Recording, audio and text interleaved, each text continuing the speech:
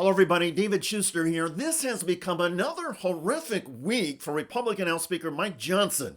Polls show a clear majority of the public blames the Republicans for the government shutdown, and President Trump keeps undercutting Speaker Johnson.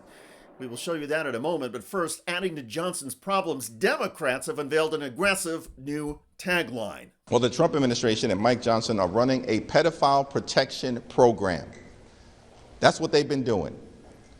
And that's the reason why they refused to swear in Representative-elect Adelita Grijalva. For weeks now. So many weeks, in fact, that Grijalva has now set the record among special election victors for the longest swearing-in delay. Once she takes office, Grijalva will provide the 218 signature needed to force a House vote on releasing the Epstein files. And Representative-elect Adelita Grijalva is unable to serve 800,000 plus people in the state of Arizona, all because of the pedophile protection program being run by Mike Johnson and House Republicans at the direction of their boss, Donald J. Trump. The delay on the Epstein files vote keeps stepping on Johnson's effort to argue that Democrats are responsible for the government shutdown. But Johnson's messaging also keeps getting eclipsed by this. Donald Trump just had a great Gatsby party at Mar-a-Lago celebrating wealth and excess with 1920s-style costumes. Guests wore feathers and a burlesque dancer slithered in a giant martini glass. At the same time, headline, President Trump threatens to withhold food stamps until shutdown ends. Split screen about the fact that the Trump administration is administering only part of the SNAP program while President Trump is having a Gatsby party at Mar-a-Lago. I reject the premise of the question. Let me talk about SNAP. Okay. By the way, the president had an annual Halloween-themed party every year at Mar-a-Lago. That's what he went back to as obligatory tradition. I just discount what you're trying to do there. What Johnson was doing there was almost breaking down. Here it is again. I just discount what you're trying to do there. What Donald Trump seems to be trying to do is to hold food stamps hostage. And on this day, Trump posted on his Truth Social, SNAP benefits, which increased by billions and billions of dollars, manyfold during crooked Joe Biden's disastrous term in office due to the fact that they were haphazardly handed to anyone for the asking, as opposed to just those in need, which is the real purpose of SNAP, will be given only when the radical left Democrats open up government. Hours later, Trump's White House press secretary Karoline Leavitt stepped up to the briefing room podium and tried to clarify, saying the Trump administration will comply with a court order to distribute the benefits. Did the administration distribute that money or defy that court order? No, the administration is fully complying with the court order. I just spoke to the president about it. The recipients of these SNAP benefits need to understand it's going to take some time to receive this money. So, on the one hand, President Trump says no benefits until Democrats do our bidding. On the other, Trump's spokesperson says, yes, benefits will go out per the court, it just may take some time. It's a bit of a contradiction, right? Here are the facts. SNAP is a lifeline for low-income Americans who need help putting food on the table. It's not some political toy. Roughly 1 in 8 Americans rely on SNAP. More than half of recipients are children and the elderly. Other social safety net programs could also see funding lapses like WIC and Head Start. The very idea of leveraging those benefits as negotiation chips during a government shutdown is what you might call bad form, or what many of us call obscene. And amidst the Trump White House contradictions and confusion, spokesperson Karoline Leavitt was asked repeatedly to clarify exactly what the Trump administration is doing. I've now answered this question several times, Gabe. We are complying with the court's order. We are getting the payments out the door as quickly as we can. USDA sent the guidance to the state. The president is referring to future SNAP payments. He does not want to have to keep tapping in to an emergency fund and depleting it.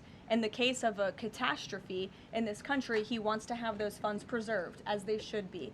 So, future SNAP benefits could be in jeopardy, not the food stamps going out now. It is still confusing. However, Leavitt's statement does two things. First, she affirms compliance with the court's directive, and second, she places the delay and difficulties squarely on the Democrats. Translation? Yes, we'll do it, but you, the Democrats, are to blame for the mess. That is a classic pivot. Accept the mandate, shift the burden. The problem is, for the people waiting on assistance, the rhetorical shuffle and the verbal gymnastics do not cut it. The message to beneficiaries and anybody else who cares about human dignity is you need to call the Democrats, but also we're issuing the benefits. And many Americans are left wondering, who's in charge? What's really happening?